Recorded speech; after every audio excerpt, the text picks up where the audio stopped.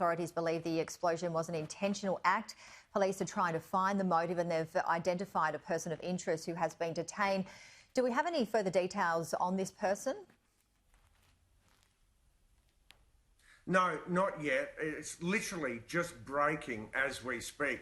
Here in America on the news networks, we can see footage of federal officers from the FBI and the ATF going in and out of a house. So as yet, we have no idea whether there's someone inside, whether that person is alive, whether they were the bomber.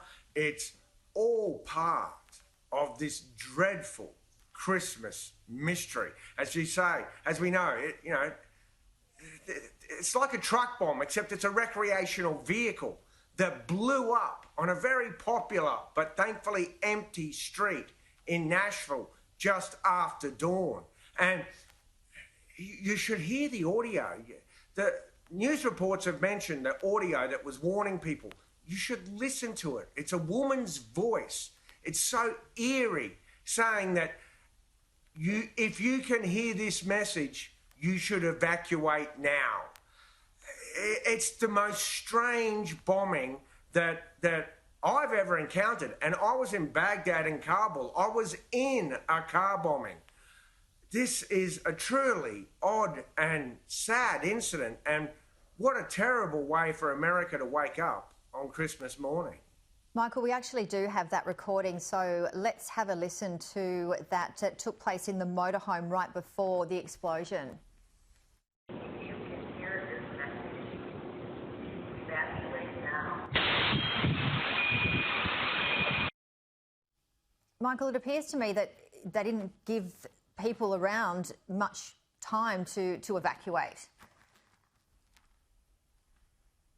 No, well, the recording actually said that this vehicle will detonate in 15 minutes. And then it kept repeating the evacuation message with a countdown in 14 minutes, in 13 minutes. Apparently, it was even interspersed with music. So look, I think the only positive takeaway from this is that I suspect this was clearly an act of terror that was intended not to kill. The Islamic State does not give you warning when they're about to detonate a car bomb. The Islamic State uses a suicide bomber to make sure that the device hits at the most vulnerable place. So that's the only positive I'm taking away from this, is that 3 people were injured, none of them badly as I understand. No one was killed. It was early in the morning in a busy party district when no one was around, and police were given a heads up by either a fake or a real 911 police call about shooting that led them to this vehicle and allowed them to hear it and to begin immediately door knocking, not worrying about their safety, but door knocking. So it does seem that this was not meant to kill. So what was it meant for? And we're also hearing that human remains have been found. Do you have any thoughts on this situation as well? Because we've heard 3 people were injured and taken to hospital with relatively, not too serious in terms of their conditions. But yeah, the human remains have been found. Well, yes, I mean, we hope that that's not from a bystander or one of the injured. Obviously, one can immediately start to wonder if it was the bomber themselves. But as you know, the American government has already marshalled quite an impressive task force using the ATF and the FBI and Nashville police and behavioural scientists. They're already combing through the wreckage and through possible motives. So we don't yet know what the human remains may or may not tell us. As one official said, this is like a giant jigsaw puzzle with pieces thrown for blocks around. I mean, in a blast like this, fragments of anything travel at almost 2,000 feet per second. So it's just too early to know what these human remains may or may not tell us. Yeah, as you mentioned, it certainly is a jigsaw, and they're saying that there's more than 500 leads at this stage. So definitely we'll be watching that one closely. Let's talk about the $2.3 trillion pandemic aid. 7 months later, it's still up in the air. Why do you think, Michael, President Trump has so far refused to sign?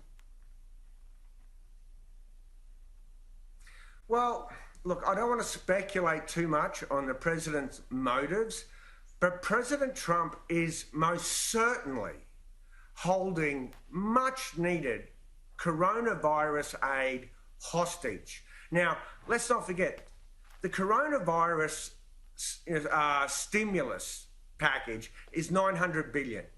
That's attached to the $2.3 trillion that the government needs to keep functioning through until next year. It's what in Australia we would call a supply bill. Now, both the supply bill and the stimulus package were supported overwhelmingly by both parties in both houses, the House of Representatives and the Senate. And only at the last minute did President Trump raise an objection. He could have raised objections weeks ago, days ago, hours before the bill was passed. He's now gone on holiday. He's since been seen golfing twice. The bill had to be flown down to his resort in Florida in case he decides to either sign it or veto it.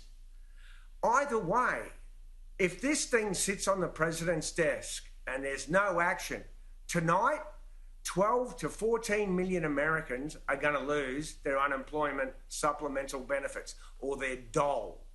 Come New Year's Eve, the eviction moratorium that stops people being thrown out of their houses because they've lost their jobs comes to an end. And by Tuesday, the American federal government will have to shut down because there will be no money to pay the public servants to do their jobs. People are asking whether this is a final temper tantrum by the president to punish, of all people, fellow Republicans, people he thinks have not come out and supported his fictional claims of election fraud, because they're the ones who will eventually have to vote for the bill and against him. So is this an act of political punishment? Put it this way, since the bombing in Nashville and since the passing of this COVID relief bill, all the president's done is play golf and tweet about how he was robbed of the election.